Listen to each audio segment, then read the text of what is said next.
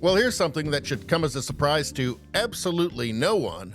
U.S. voters say immigration, not inflation, is top priority, according to a Harvard-Harris poll. Let's see, this poll of 2,346 registered voters was released on Monday, and the survey found that 35% of respondents had immigration as their top concern, and 32% named the topic of inflation. Immigration has jumped 7 points from last month.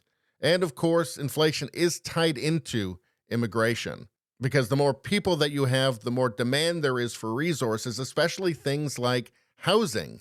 And you can't just suddenly increase the supply of housing, so supply and demand, you know what happens. And as much as the Biden administration tries to downplay what they're intentionally doing, people are going to notice, especially when those people that are crossing the border are shipped to cities like Chicago and New York, sanctuary cities, places where they voted to be sanctuary cities. And that's, before they actually had to deal with the consequences of their own votes. Here, illegal immigrants double under Biden, and that's just the start. It says if Biden wins a second term in office and there is no serious reform of U.S. immigration and asylum laws, both of which are very real possibilities, we can expect a continuing increase in the rate of immigrants crossing the border illegally. If some 10 million immigrants have crossed the border in the 3 years since Biden became president, we could be looking at 15 to 20 million more by the time he leaves office on January 20th, 2029. That's if he were to win in 2024. And there's no reason to think that wouldn't be the case, because he is clearly actively facilitating illegal immigration, basically human trafficking, into the United States. They're actively fighting Texas in the courts to prevent Texas from stopping people crossing the border. The cartels must absolutely love Biden. And it's pretty obvious why they're doing all this, right? One reason is to suppress wages, which is just an inescapable effect of what Biden is doing.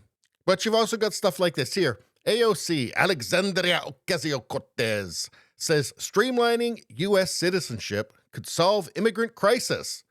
We should make it easier. Easier to what? Never lose another election again? That's what she's thinking. I'm not sure it would actually work out like that. Because, wokeism can absolutely come into conflict with the really conservative social values of the people that are crossing the border.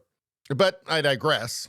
But yeah, AOC's plan to just turn them all into citizens immediately doesn't make any sense in terms of border security, obviously. It only makes sense if you're a communist who wants a, permanent dependent class for future elections. And the thing about this is that it's a common thing across the West. Immigration is a top political issue pretty much everywhere in the West, certainly English-speaking countries. Brexit, first and foremost, was about immigration. Although the Tories since have just tragically and utterly betrayed their own voters on that issue. And in Canada, I think immigration, if it's not the top issue right now, it will be. Because people are waking up to the fact that it's affecting everything. Inflation, housing prices, the government's ability to provide services like healthcare, policing.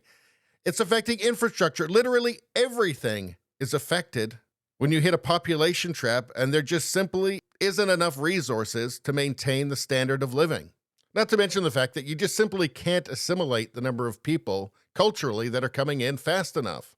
And that doesn't promote harmony in a society, that promotes division. But anyway, that's all I got to say about that. Please subscribe, like, and share. Sharing really helps me out. I thank you for that. I will see you next time.